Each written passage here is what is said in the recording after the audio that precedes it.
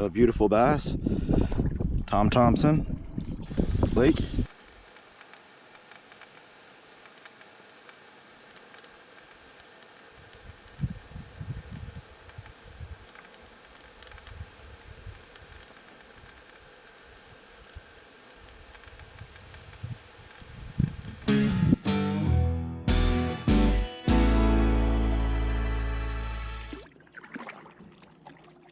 Hey folks, welcome back to the channel.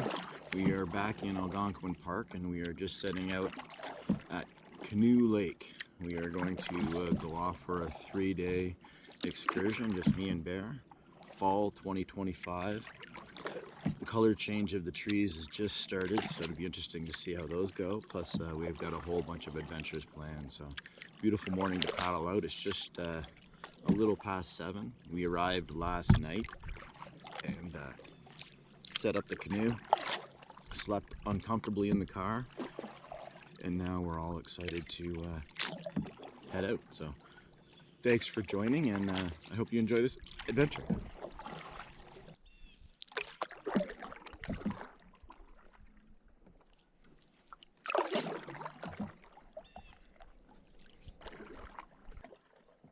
So when you're paddling the fog, you just gotta take your time and don't freak out, and follow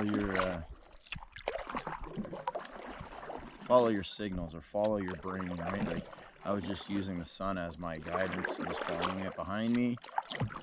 At one point there, we were dead middle of the lake and couldn't see anything around you, which is kind of freaky, but I've done that before in one of my races, the Muskoka River X. We went out early morning and then popped in the middle of this lake.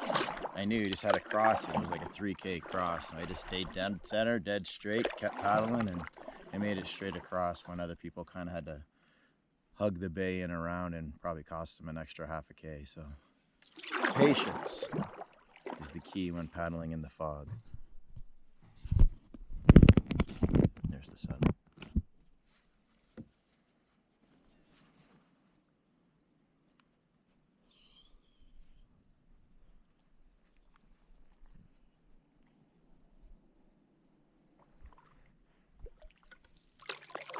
So we're approaching the Tom Thompson Memorial Site. We're on Canoe Lake. It's early in the morning. We're going to come back later on in our trip, get some better photography and some videos when it's not so early and fog covered. But this is a pretty cool little area that pays respect and homage to Tom Thompson, part of the group of 7, who actually drowned on this lake. I hear the squirrels going crazy up on that tree. He actually drowned on this lake, and on the other side of this bay is where they buried him for a short time before moving him on. And then they created this memorial. So we're going to stop here and check it out, and I'll share a little bit more about him and some of the brilliance of his life, and I hope you enjoy. We've made it to Canoe Lake, the resting place of Tom Thompson, one of Canada's most legendary painters. Back in the early 1900s, Thompson turned Algonquin Park into his studio, paddling and camping deep in the wilderness to capture its colors and moods on tiny wood panels. He was a guide, a fisherman, and a bit of an adventurer, long before the group of 7 made his style famous. But in 1917, at just 39 years old, his life ended mysteriously right here on Canoe Lake. Some say accident, some say murder, and that mystery has become part of his legend. Today, his spirit still feels tied to these waters, inspiring artists, paddlers, and dreamers alike. Pretty cool. I've seen it from the lake before. Me and my son came to check it out once. It's pretty neat.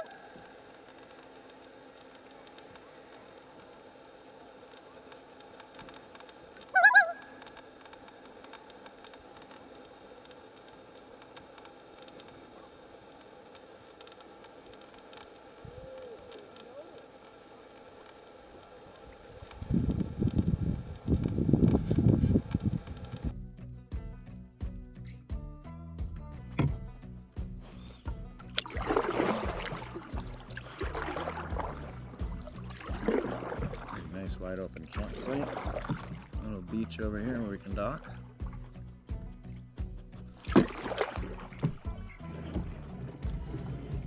Boom.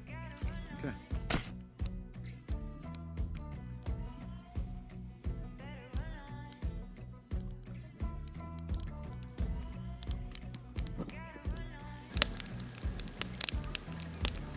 So weather permitting, I do the majority of my cooking when backcountry on the fire, so on the campfire.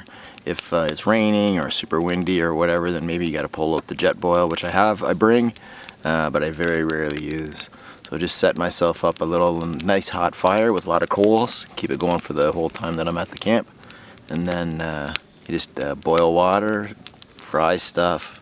And a little bit later on in the trip, I'm going to try my luck with baking bread on stone. So we'll see what happens. But the Yeti cooler allows you to do a bunch of things. So tonight we're having craft dinner, old school, original craft dinner. And it allows me to bring milk, allows me to bring butter, so I can do a great craft dinner here, 10-15 kilometers deep backcountry.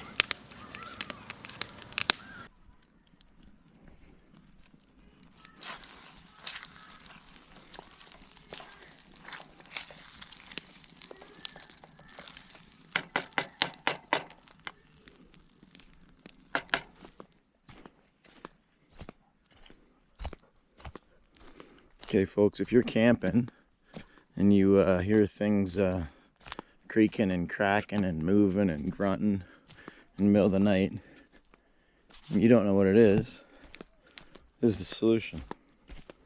Set up a game camera. You don't need it if you're like camping and your neighbor's right next door. But if you're backcountry camping, it's not a bad idea. I do it and haven't caught much, but I will one day, so keep doing it.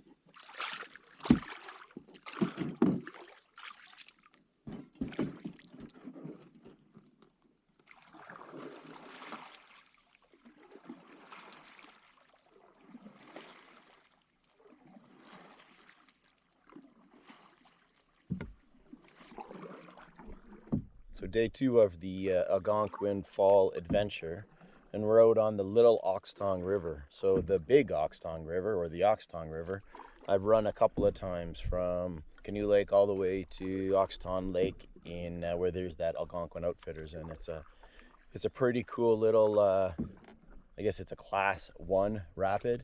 I did it on my kayak. It's part of the Muskoka River X. Check out my channel for those videos. But we're on the Little Oxtong River, and we're just booting around, and we saw this pretty open and cool and kind of unique campsite. So we're going to just take a break, let Bear go swimming, and check it out.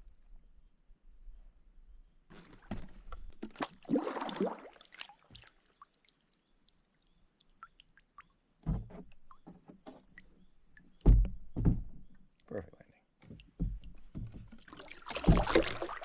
Bear. Yep. Bear, this way. Yep. Go. You're a good boy. Good boy.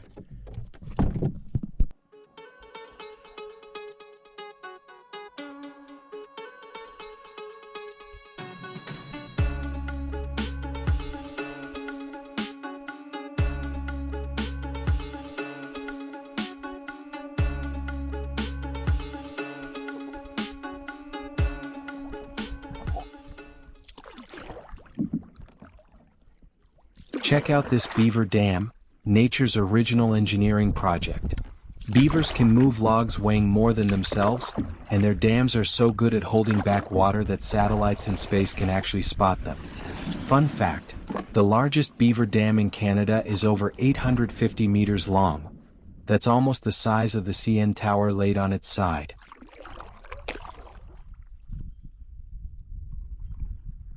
Once on Tom Thomson Lake, I spotted an island and set that as my target. Tom Thomson Lake isn't Opiongo or Lavielle sized, but it's plenty big, split into a wide southern half and a smaller northern half with a narrow in between. Its shoreline is dotted with campsites, making it a great backcountry stop. As for fishing, locals say you might find lake trout or even bass here, though most admit the fish are more skilled at hiding than biting.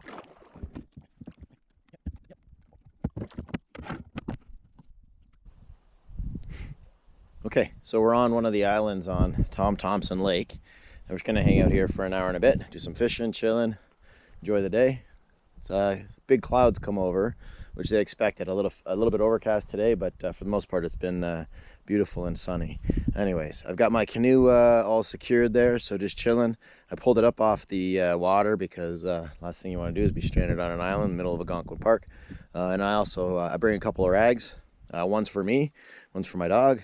So I just using this opportunity to give them a little bit of a dry. But it's a pretty cool little island. People have obviously been here. Fire pit. Be pretty cool to hang out here at night watching the sunset. But it's not a formal campground, or campsite I should say, so it's not really mapped out. But there's a lot of pretty cool spots. Let's go down here.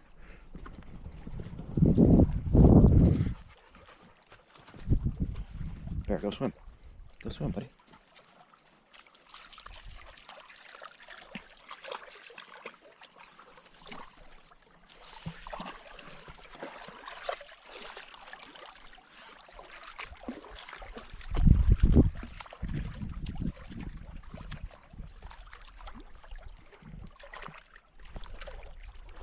Beautiful. As I said, it was a big lake. It's probably about the size of Canoe Lake. You just see the trees starting to change. Deciduous trees.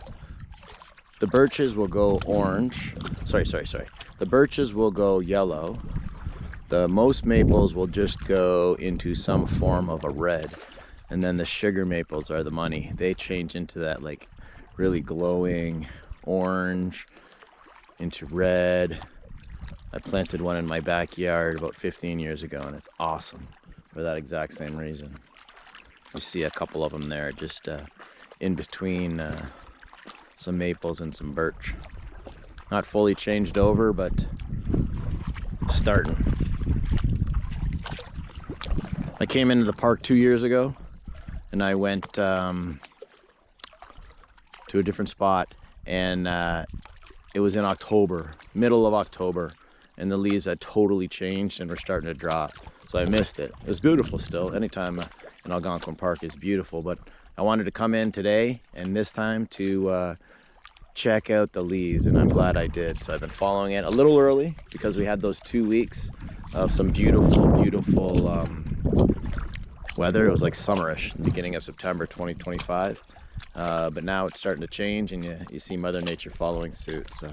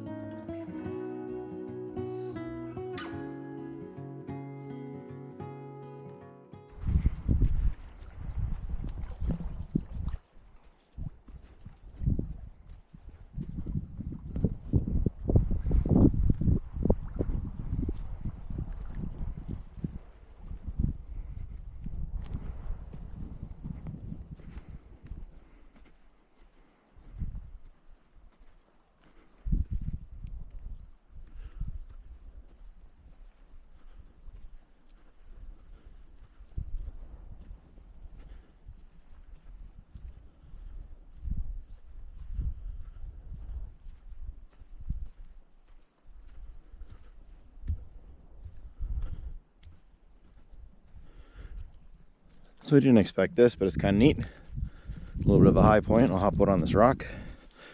I think I'm at the top of Everest, so this is probably the highest point on this island. And I'll put my arm right up with my GoPro.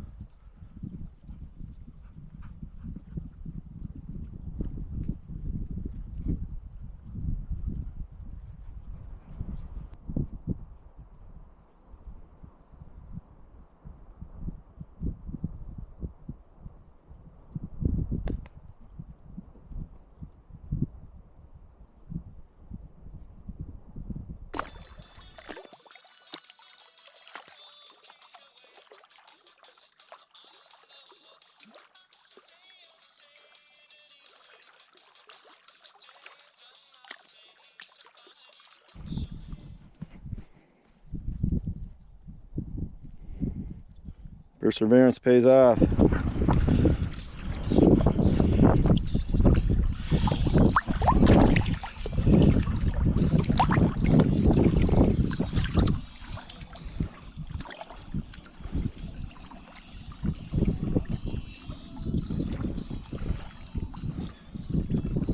So a beautiful bass, Tom Thompson Lake.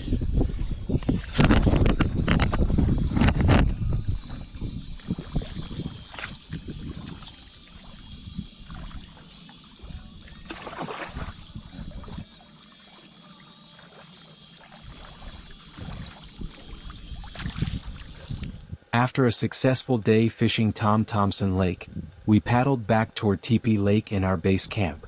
Along the way, I spotted a beaver cruising the shoreline and followed it into a quiet back bay. Sure enough, it disappeared right into its den, the lodge where it lives. These domed wooden homes are built from sticks, mud, and branches, with underwater entrances to keep predators out. Beavers have been shaping Algonquin's waterscapes for centuries, long before this became Ontario's first provincial park in 1893. Their lodges and ponds don't just shelter them. They also create rich wetlands that support birds, fish, and all kinds of wildlife, reminding us that the true architects of Algonquin are still hard at work.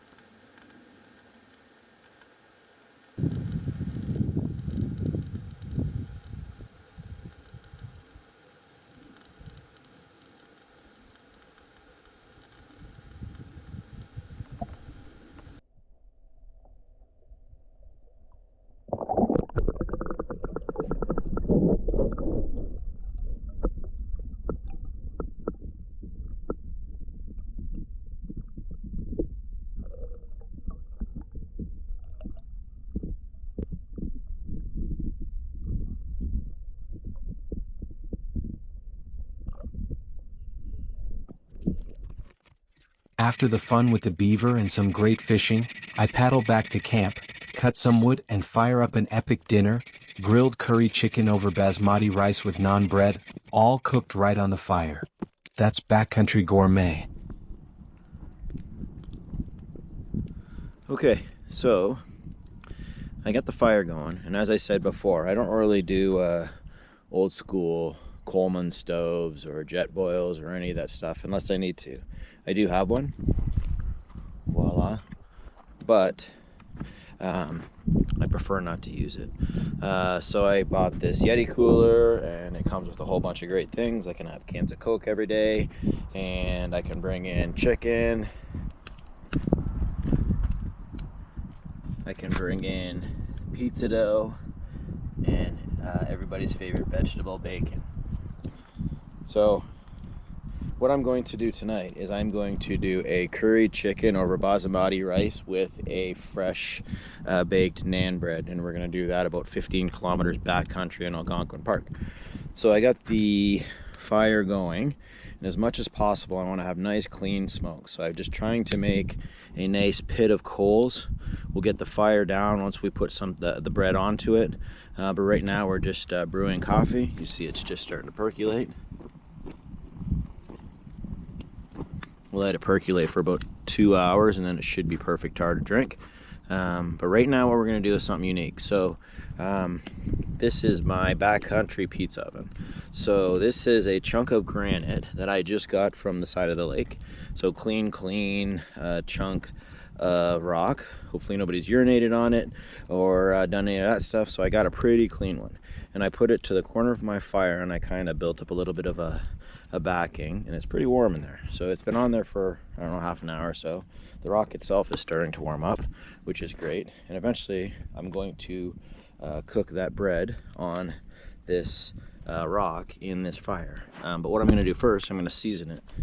And what else to season with? What else better to season with than bacon? So as you would kind of season cast iron, I'm going to season the rock with bacon. So it's just going to sizzle there, and then I'm going to put the bread on top of the bacon, and the bacon's going to cook into it, and then I'm going to use that bread for my dinner. So I just wanted to show you this step because that's just going to chill there for, I don't know, half an hour or so, and we'll see what happens.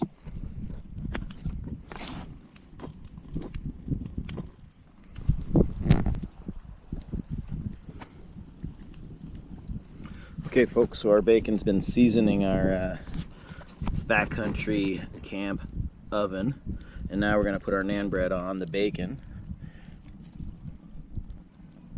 Now that it's nice and oily from the bacon fat. Yeah, there's going to be some stuff on there, but we'll figure it out. We are backcountry. When I used to go backcountry cooking with my dad, he would take us to Grundy Lake, cook a big bowl of pasta, dump some ragu, tomato sauce on top of it when it would be warm, and then just let it sit there, and then call us in. We'd be fishing on a rock or something. By the time we started eating, it'd be covered in bugs, and we just ate it because it was just food. So a little bit of that happens when you're backcountry, but still. Naan bread, basmati rice, coffee, and then I'm going to throw the chicken on soon.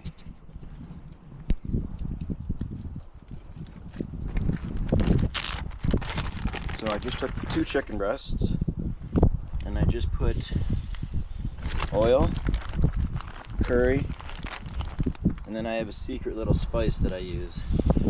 It's really simple. Salt, pepper, garlic powder, and onion powder. And I put that on there. Now I'll just put these on there. Try not to flare up.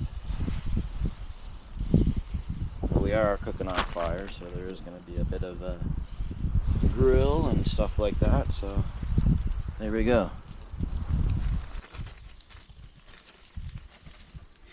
Okay, these chicken skewers are coming along nicely, and I just wanted to, before I flip them, show you my seasoning. So again, salt, pepper, garlic powder, onion powder. Not garlic salt or onion salt because you already added the salt. So by garlic powder and by onion powder. So I'm just going to season these and then flip them. And again, slow and low. So I don't have any flame at all. These are all coals. Nothing sexy was ever cooked on full throttle, right? So you want to make sure you just take your time with cooking. A lot of the time campfire cooking kind of mandates that because you're cooking over fire, and there's no high, low. Oh, look at that. Oh, I lost a piece. But look at that break open. Oh my goodness. Epic fail twice. Most people would eat those, but I'm not gonna. These chicken pieces are coming along beautifully, and I just donated a couple to my homies.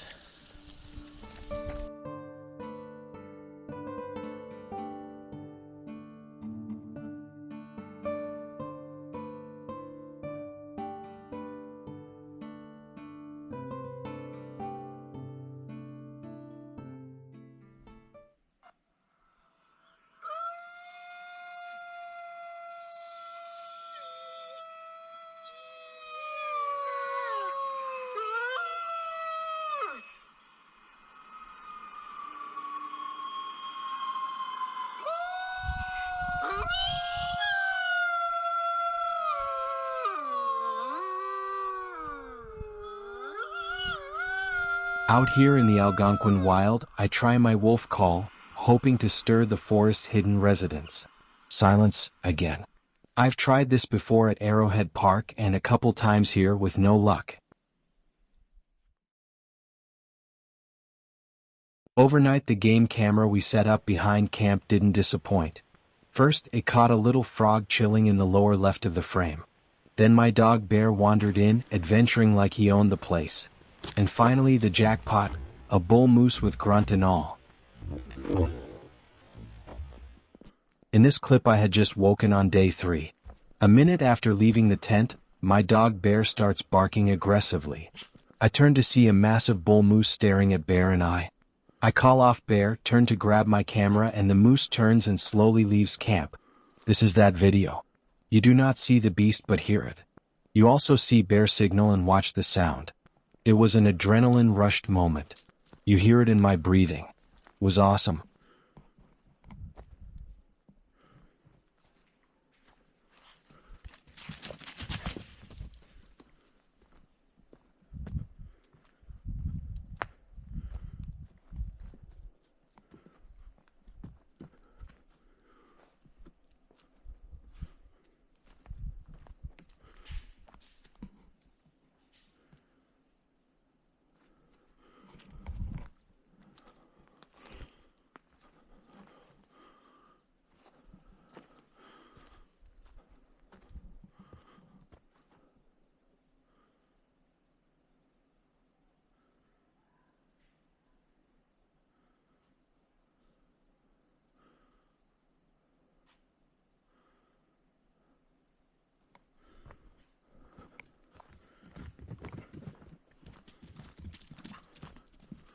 Oh, it's crazy.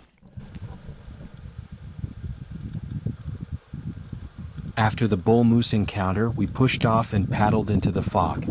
Our mission: explore Potter's Creek all the way to the portage and back. Along the way we came across the remains of an old bridge, just the frame left standing, with trees more than 50 years old growing right out of it. Nature has reclaimed it, but you can still imagine the days it carried heavy loads across the creek. A little further on, we slipped under bridges still in use, before reaching something even more fascinating: the ruins of an old lumber mill. Back in the late 1800s and early 1900s, this place was a hub of Algonquin's logging industry. Here, logs were sawn and loaded onto rail cars of the Ottawa, Arnpriya, and Parry Sound Railway. You can still see moss-covered stone, the remnants of a wooden bridge, and even a concrete chip burner standing watch on the shoreline. Eventually, the pine quality declined, costs rose, and by the early 20th century the mill closed. Today it's a ghost of that once booming era, a quiet reminder of how the wilderness we paddle through was once Canada's frontier of timber and industry.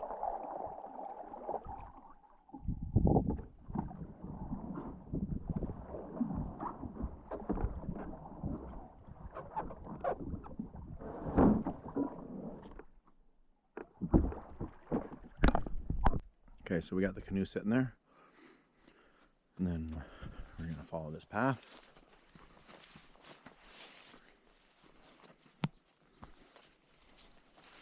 And voila!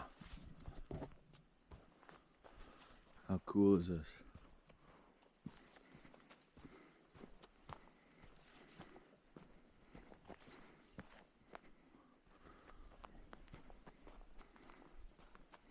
The sawmill along Potter's Creek was built in the 1920s, first run by the Canoe Lake Lumber Company and later tied to the Barry's Bay Lumber Company. Back then, a bridge and railway spur carried out loads of timber, and you can still see the remnants today: old timbers, moss-covered frames, slowly sinking back into the forest. A circular concrete chip burner still stands where sawdust was once burned off, and scattered ruins of the mill itself, foundations, walls, even machinery bases, remain hidden among the trees. It's a haunting reminder of Algonquin's logging past, now being quietly reclaimed by nature. You know it's old when trees are growing in your living room.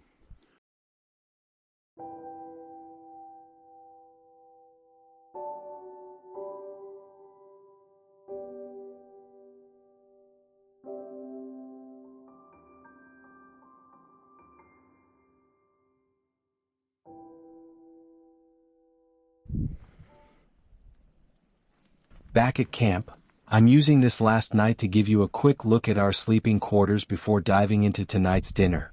And tonight, it's breakfast for dinner: fresh eggs, home-fresh bacon, and the sizzle of campfire cooking.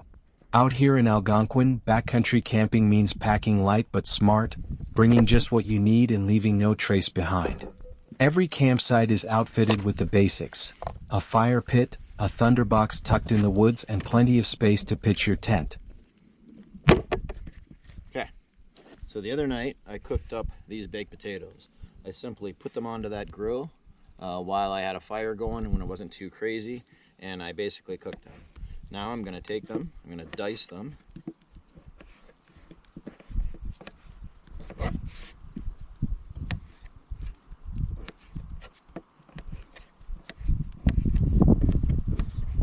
I put them on my bacon.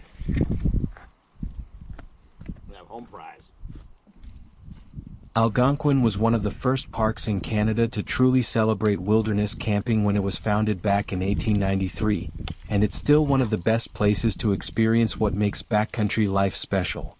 Paddling in, setting up under the pines, and enjoying simple meals by the fire. For me, nothing beats ending a trip with good food, good company, and the kind of quiet you only find deep in the Canadian wilderness.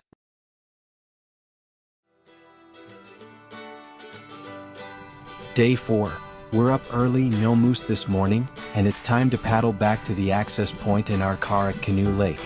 After 3 incredible nights in Algonquin's backcountry, this adventure comes to a close. Thanks so much for watching, and if you enjoyed this trip, please subscribe to my channel for more great outdoor adventures, hit that like button, and drop a comment below. I'd love to hear from you.